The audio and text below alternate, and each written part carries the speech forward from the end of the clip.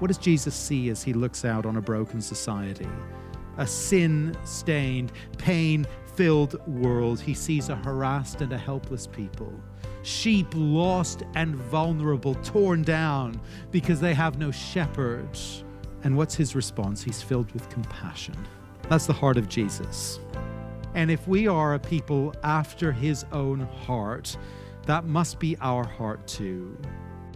Welcome to Encounter the Truth with Jonathan Griffiths. And Jonathan, there may be some listening who say, I understand that is the heart of Jesus, but I have a hard time cultivating my heart to be like his.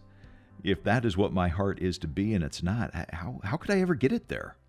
Well, I think in order to share the heart of Jesus, and of course we'll never share that perfectly, as imperfect as we are, but in order to share the heart of Jesus for our society and our world, I think we need to have a biblically shaped worldview that understands the true need of the human heart and what's truly broken with our society. And that starts down at the level of our relationship with God. And Jesus sees that a people who are out of relationship with God, but actually under the judgment of God, are a desperately needy people. And as we come to understand that, I think we begin to share something of that heart of Jesus. Yeah, I love that truth, that as we see the need for Jesus, as we understand what it means to truly be under the judgment of God, I think one of the natural responses to that then is to probably have an increased compassion for a lost world. I think that's right, and I think over the course of Christian history, we've seen that as folk have given themselves really to the work of making Jesus known. And it's interesting as this passage goes on, we'll see it in this program and the next program, that's really where Jesus goes to with this. He wants to raise up workers who will bring his good news to the world. Well, let's see how he did that. Open your Bible, if you can, to Matthew chapter 9. We're going to begin a message entitled, A Powerful Message and an Urgent Need. Here is Jonathan. Well, I wonder how you feel as you consider the task before us to reach our land, our nation, with the good news of Jesus Christ. Ours is a very big country, 10 million square kilometers, the second largest in the world by land area. 36 million people spread over this vast expanse, only a small percentage of them converted to Christ. A culture that seems largely unreceptive to the message, a church that often appears weak and fragmented. The task before us is immense.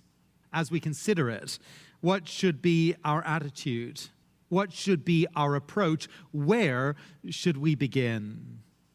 The end of chapter 9 is a kind of pivot point in Matthew's gospel. It's the moment at which Jesus clearly and very intentionally broadens the scope of his evangelistic mission to include his disciples in the work alongside him.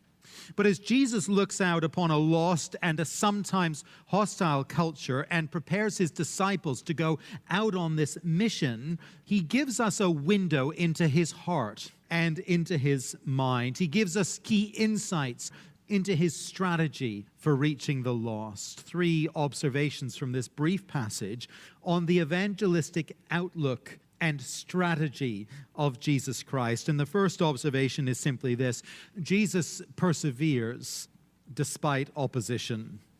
When we left off the story of Jesus' life and ministry last time at verse 34, we had just completed another series of stunning, life-transforming miracles. And although there were evidences of real faith and real response to him among the people, the religious leaders were becoming increasingly opposed and increasingly hardened in their opposition. When Jesus drove out a demon back in verse 33, you may remember, the Pharisees, who were a group of religious leaders, highly respected, prominent in the community, they said this about him: "It is by the prince of demons that he drives out demons." I don't know how resilient you are in the face of discouragement and opposition. Most people can only handle so much of it. Most of us find serious opposition, harsh criticism, very difficult to overcome. Jesus has just been accused by the most respectable religious leaders, the most learned, the most upright in his society, of being an agent of Satan himself. after such a vicious attack, after facing such ugly and such hateful criticism, we might expect to read in verse 35 that Jesus went home to lick his wounds, to contemplate perhaps a change of career, a return to carpentry, an early retirement. We might anticipate that he would gather his disciples around him to share the burden of this discouragement and then to stew on all the cruel things that had been said and to replay them over in his mind. We might expect Jesus to sign himself off for a bit of recovery time, to regroup and to be restored. But what does Jesus actually do? He redoubles his efforts. He clicks up the speed setting on the ministry treadmill, now from a power walk to a jog, and he gets moving. Matthew tells us in verse 35 that Jesus went through all the towns and villages, teaching in their synagogues, preaching the good news of the kingdom, and healing every disease and sickness. Jesus covered as much ground as he could, reached as many people as possible. Notice the determination and the focus involved here. The key word in verse 35 in the original is the word all or every. It's the same word in the original. He went through all the towns and villages, preaching the good news, healing every disease, and in the original it's repeated again, every sickness. Not only did Jesus redouble his efforts, but he made a point of not abandoning institutional Judaism in the process. Even though the religious leaders had made such a charge against him, he made a point of going to the synagogues to teach. It's a little intriguing in verse 35 that it speaks of their synagogues. I don't know if you noticed that. It's not entirely clear who Matthew is referring to there, and we probably shouldn't hang too much on it. But I kind of wonder if he's referring back, at least in part, to the Pharisees of the previous verse. The Pharisees who were so opposed to Jesus and who were so prominent in the religious life of the time. He made a point of going to their synagogues. And as he went, he brought good news. Jesus never brought a message of bare condemnation. He didn't go around as an angry and a bitter man spouting fury. No, despite the opposition, he continued to proclaim the glorious message of God's unmerited favor for sinners, the message of his own grace and his own mercy, grace and mercy soon to be revealed at the cross, where he would hang and where he would die to purchase the forgiveness of sinners like me and like you. He kept preaching the good news of the kingdom, and he kept on validating that message through miraculous works as he had been validating it throughout Matthew's gospel thus far. Now, there is a wonderful lesson here for us about the person of Jesus Christ, about his character and about his heart. He perseveres in pursuing sinners. He perseveres in lovingly pursuing those who reject him, those who malign him, those who would soon send him even to his death. It's actually a reminder of the way in which he lovingly pursued you and lovingly pursued me. We're not a people who naturally welcome Jesus and love him. We're actually a people, the Bible tells us, whose hearts have been set against him. And yet, in his kindness, Jesus did not give up pursuing us. Some here will be familiar with the story of the famous 19th century pastor Charles Simeon. I've probably alluded to his story before. Simeon is a kind of towering figure in the history of English evangelicalism, appointed pastor of Holy Trinity Church in the city of Cambridge in England about 200 years ago. Simeon came into his new role as a gospel preacher and Bible expositor. The congregation didn't like his ministry and didn't welcome his ministry, and they reacted against the gospel message that he brought. In those days, wealthy people were able to rent pews. They paid a pew rent and held the right to sit in their particular pew. In their disgust at Simeon and his gospel, the message he proclaimed, the wealthy people of the church locked their pews and refused to show up on Sunday.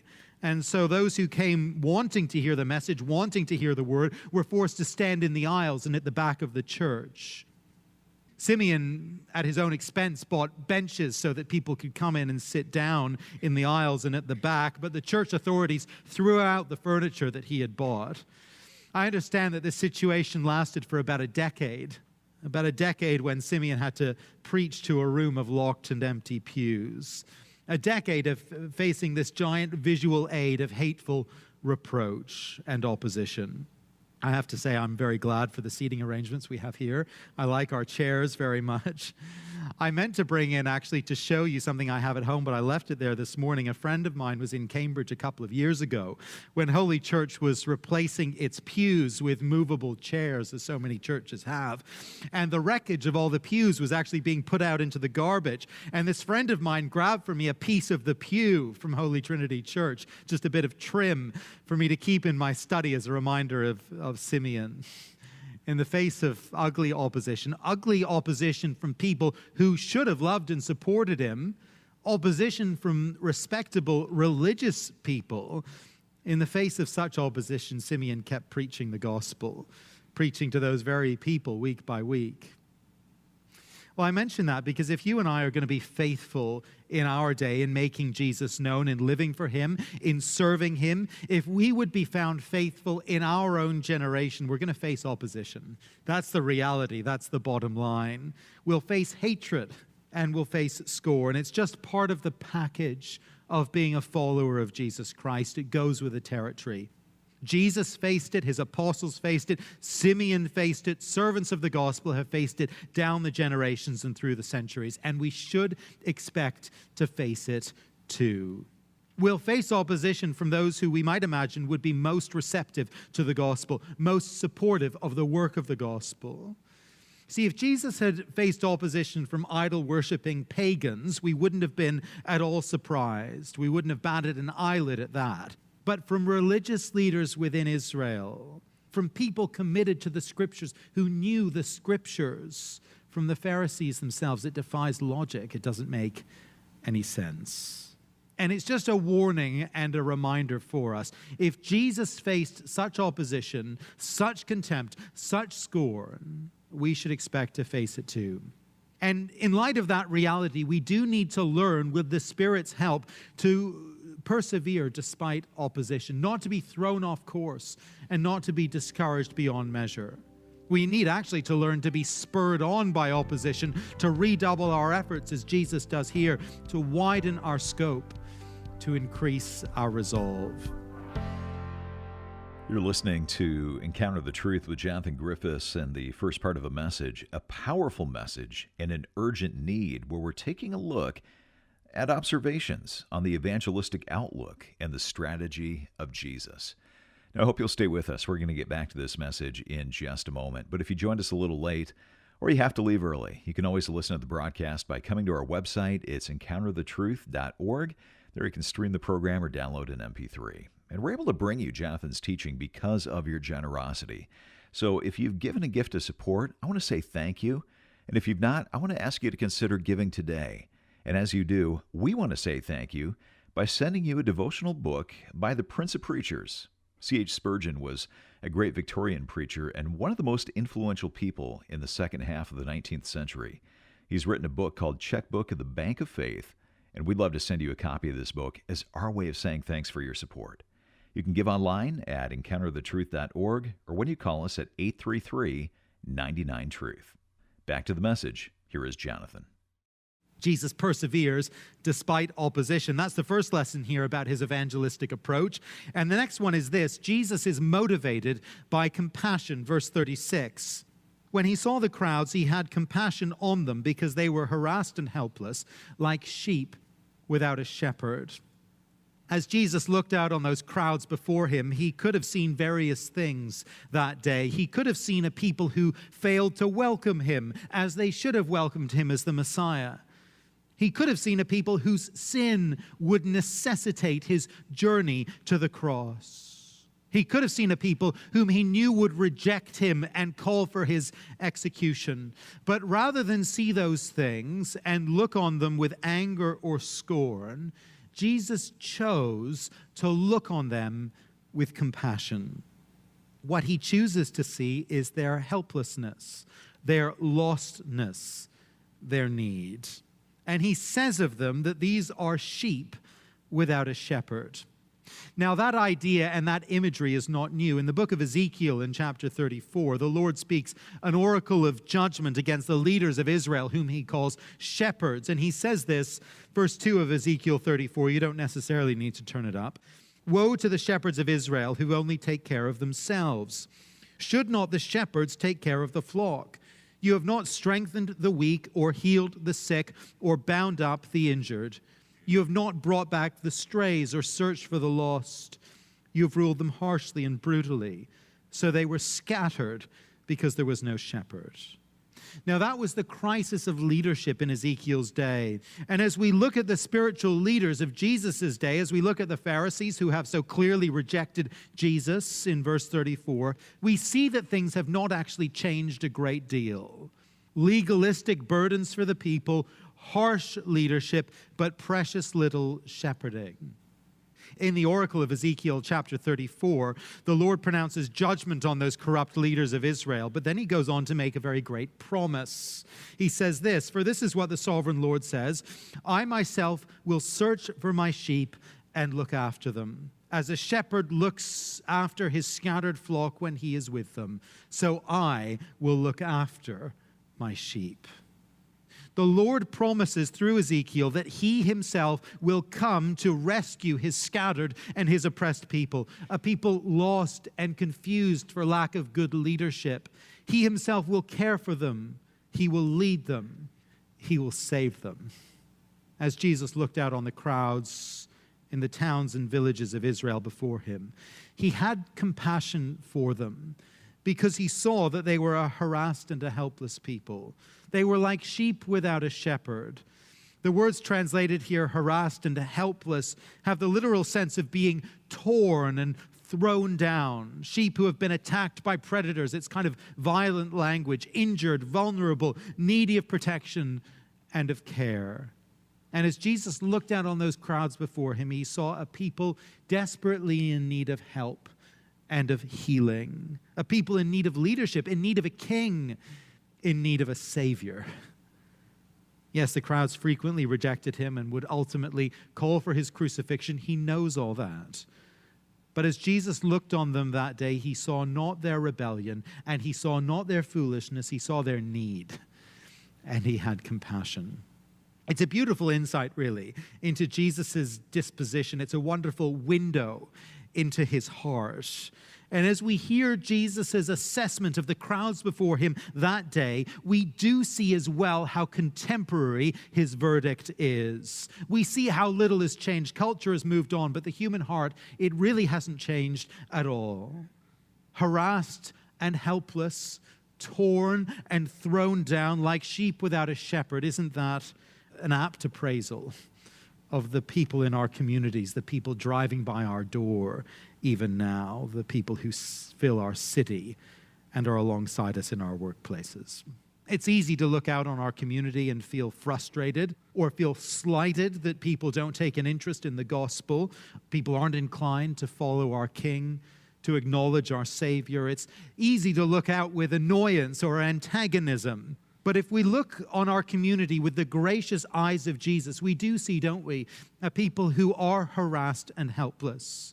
We see people whose lives are broken by sin, scarred by relational wounds, consumed by materialism and ambition, enslaved by addiction. We're all now very familiar with the opioid crisis, the abuse crisis across our land. The Public Health Agency has just announced that it's investigating whether untimely deaths from overdoses are bringing down the average life expectancy now in Canada as they have in the United States. It seems pretty likely that the crisis is having that level of an impact on our nation now. We're all too familiar with the ugly realities of gun violence in our communities. We can hardly ignore or forget that reality this week. We grieve with those affected by that awful incident in Toronto. We listen helplessly as we hear stories of bereavement, of loss, of promising young lives cut short, of other lives maimed. What does Jesus see? What does Jesus see as he looks out on a broken society? A sin-stained, pain-filled world. He sees a harassed and a helpless people. sheep lost and vulnerable, torn down because they have no shepherd.